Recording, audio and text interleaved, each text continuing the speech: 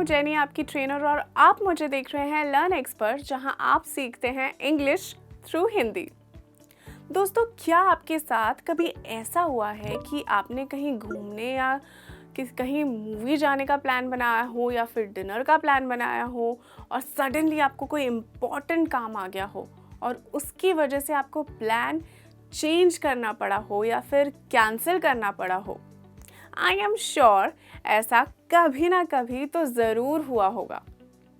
दोस्तों, हिंदी में तो आई एम श्योर आप आसानी से प्लान कैंसिल कर देते होंगे या तो फिर कोई चेंजेस लाने होते तो वो भी कर देते होंगे, लेकिन यही काम इंग्लिश में क्या आप करना जानते हैं?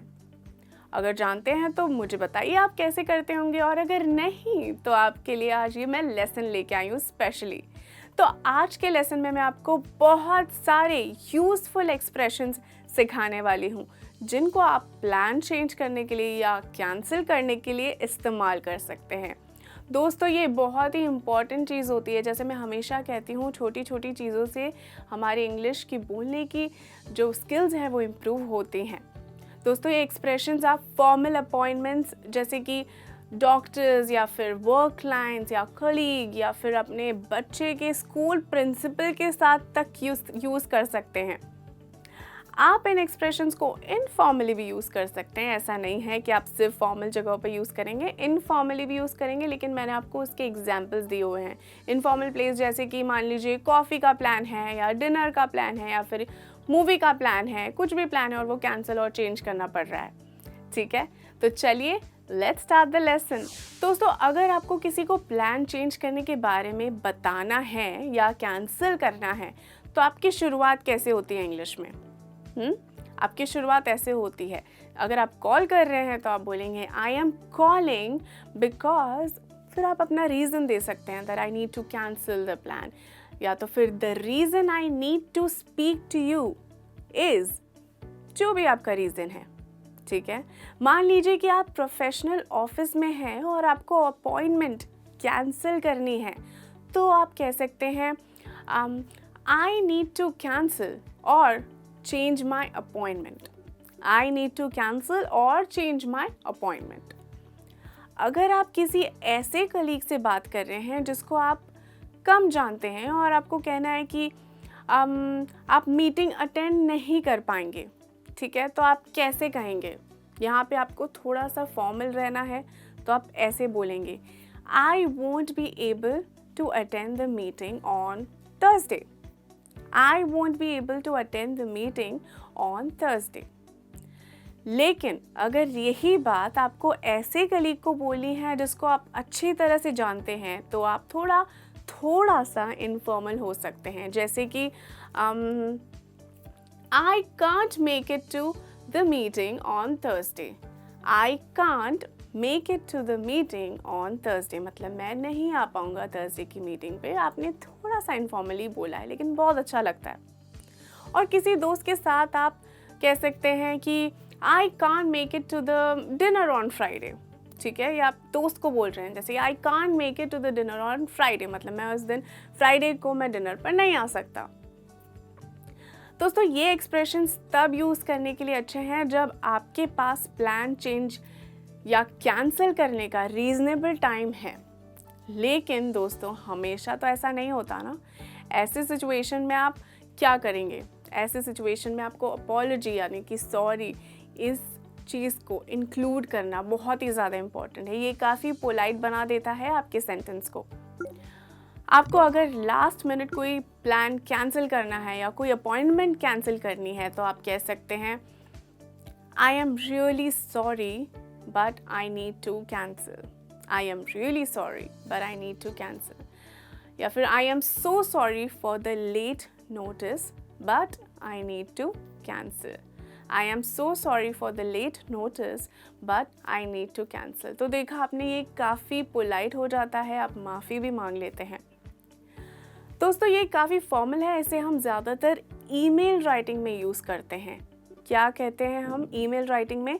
My apologies, I need to cancel. My apologies, I need to cancel. इस चीज़ का ध्यान रखिएगा जो भी ऐसे कॉर्पोरेट में या कंपनी में काम करता है। आगे बढ़ते हैं दोस्तों। अब सिचुएशन को थोड़ा इजी बनाना होगा। समझ लीजिए जैसे आप प्लान कैंसिल करने के साथ साथ ये कह सकते हैं कि मेरा बहुत मन था आने का, या फिर कि मैं बहुत ही ज़्यादा एक्साइटेड था या फिर थी उस प्लान के लिए। इससे सामने वाले को क्या होता है, इससे सामने वाले को लगता है कि आप वाकई आना चाहते थे और नहीं आ पा रहे, तो इस चीज़ का आपका भी दुख है, आपको भी दुख है। जैसे कि मैं आपको एग्जाम्पल देती हूँ, ठीक है। I was really looking forward to dinner on Saturday. I was really looking forward to dinner on Saturday. मैं खुद सैटरडे को डिनर पर आने के लिए बहुत एक्साइटेड था। We were really looking forward to meeting you. We were really looking forward to meeting you. हम सच में तुमसे मिलना चाहते थे, हम सच में तुमसे मिलना चाहते थे। तो यहाँ पे आप दिखा रहे हैं ना कि मुझे कितना दुख हो रहा है, मैं सच में तुमसे मिलना चाह रही थी। ओके दोस्तों, तो अब आपने प्लान कैंसिल कर दिया और भाई माफ़ी भी मांग ली, राइट। तो अब आपको बताना होगा कि आपने प्लान क्यों कैंसिल किया, है ना। रीज़न बताना तो इम्पॉर्टेंट है दोस्तों। लेकिन दोस्तों कई बार क्या होता है कि हम सामने वाले को रीज़न बताना नहीं चाहते या डिटेल्स हम शेयर नहीं करना चाहते। हो सकता है कई रीज़न हो सकते हैं उसके, चाहे आप उनसे फ्रैंक ना हो या फिर आपको ना बताना हो। तो आप क्या कहेंगे, तो आप ऐसे कुछ बोल सकते हैं, something has come up, something has come up, मतलब कुछ इम्पॉर्टेंट काम आ गया है, या फिर some urgent piece of work has come up, some urgent piece of work has come up, मतलब कुछ बहुत ज़रूरी काम आ गया है। तो यहाँ पे आपने रीज़न भी नहीं बताया और ये भी बता दिया कि कुछ इम्पॉर्टेंट आ गया है। लेकिन आप इन एक्सप्रेशंस का यूज़ अपने फ्रेंड्स या क्लोज कलीग्स के साथ अगर करेंगे तो हो सकता है कि उन्हें थोड़ा सा बुरा लगे, या तो फिर वो बोले यार तुम इतने फॉर्मल क्यों हो रहे हो, या तुम रीज़न क्यों नहीं बता रहे, है ना। और दोस्तों के साथ तो हम कई बार ऑनेस्ट रहते हैं, सही कहा या नहीं। तो तब आप कैसे बताएंगे उन्हें रीज़न के साथ कि आप क्यों प्लान कैंसिल कर रहे हैं। जैसे कि आपने कोई डिनर प्लान कैंसिल किया क्योंकि आप उसी दिन कहीं ट्रैवल कर रहे हैं, ठीक है। मान लीजिए मैंने आपको एक सिचुएशन दिया है, अब अपने हिसाब से आप एक सिचुएशन को सोच के बोल सकते हैं। एग्जाम्पल देखिए, I was really looking forward to dinner on Sunday, but I am traveling to Delhi on Saturday night for work. I was really looking forward to dinner on Sunday, but I am traveling to Delhi on Saturday night for work. या फिर आपने गलती से अपने आप को 2 appointment में book कर दिया है। कई बार हम होता है ना कि हम भूल जाते हैं कि अरे यार ये भी काम था, और आपने किसी और को अपॉइंटमेंट दे दी है, आपने मीटिंग फिक्स कर लिया है। तो आप अपॉलॉजी ऐड कर सकते हैं और कह सकते हैं, I am really sorry, I have had such a busy week and I have double booked myself, I have double booked myself. देखिए कितना अच्छा लगता है इस तरह से बोलना। कभी कभी ऐसा होता है कि आपकी तबीयत ठीक नहीं होती और उसके चलते आपको प्लान कैंसिल करना पड़ता है या फिर चेंज करना पड़ता है। जैसे कि I've been feeling under the weather all day. Is it okay if we postpone dinner until I'm feeling better?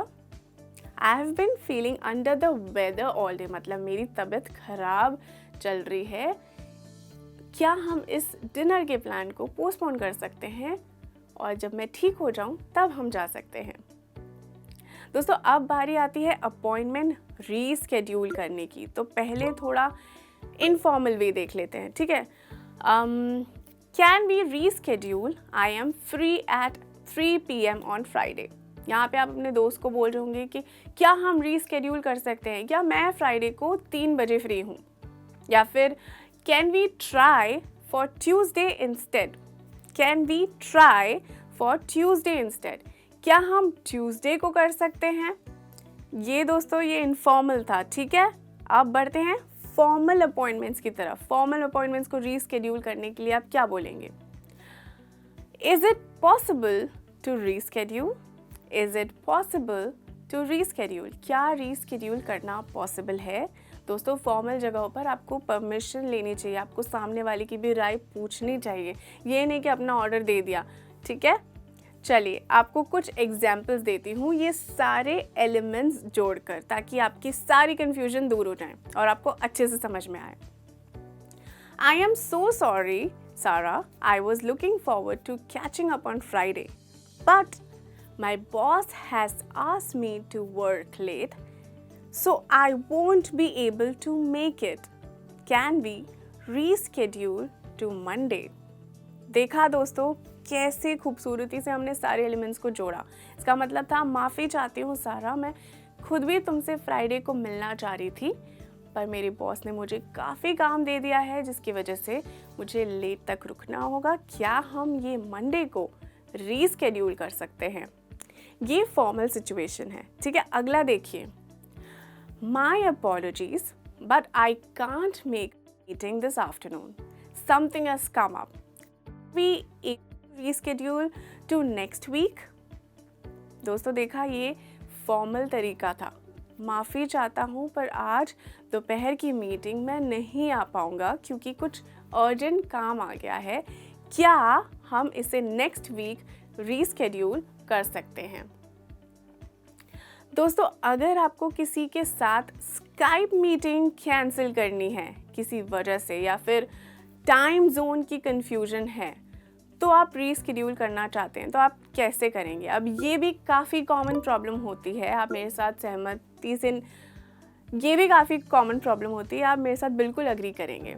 तो मैं आपको एग्जांपल देती हूँ, जैसे कि hi Farah, I am looking forward to meeting you on Skype, but I have to apologise because I need to cancel our meeting.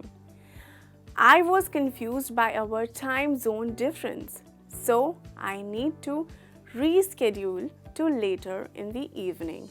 Is 7 PM okay for you? दोस्तों इतना tension लेने की ज़रूरत नहीं है, ये जो वही फ्रेजेस है जो मैंने आपको शुरुआत में बताए हैं, बस उसे जोड़ के आपको बहुत ही खूबसूरत सेंटेंस बनाया है। अगर आपको कभी भी ऐसी कोई दिक्कत होती है स्काइप की या टाइम जोन की, तब आप इस फ्रेज़ का इस्तेमाल कर सकते हैं। वेल दोस्तों, आज के लेसन में सिर्फ इतना, क्योंकि आई एम श्योर ये काफ़ी इम्पॉर्टेंट और यूज़फुल एक्सप्रेशंस थे जिसको आप अपनी मीटिंग्स को कैंसिल करने के लिए, अपॉइंटमेंट्स को कैंसिल करने के लिए या रीस्केड्यूल करने के लिए आपको डेफिनेटली इसकी मदद मिलेगी। मैं जल्द मिलूँगी आपको एक नए इंटरेस्टिंग लेसन के साथ। आप भी कोई ऐसे सजेशंस होंगे तो हमें रिक्वेस्ट करते रहिए, कमेंट में बताते रहिए, तो हम डेफिनेटली ट्राई करेंगे कि हम उस पर वर्क करके आपके लिए एक अच्छा लेसन लेके आएँ। मैं जल्द मिलूंगी नए इंटरेस्टिंग लेसन के साथ। Till then keep practising, keep smiling and take care. Bye.